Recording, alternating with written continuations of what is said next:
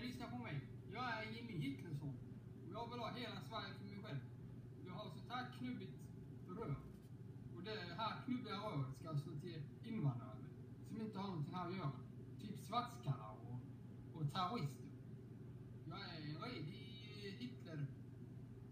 Ja. Jag har bytt namn till Hitlersson. Jag är född som Jimmy Hitlersson. Och vill ha hela Sverige för mig själv. Jag vill inte att någon annan ska flytta hit. För det är mitt land det här. Och vi bor här som är emot terrorism och svartskallar. Vi vill inte ha något med dem att göra. Så de ska bort härifrån.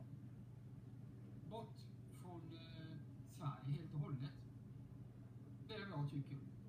Sen vill jag inte vad ni andra tycker. Men jag tycker de ska bort. Väck helt enkelt. Svartskallar är ingenting att ha i Sverige. Jag är alltså Jimmy Hitlersson.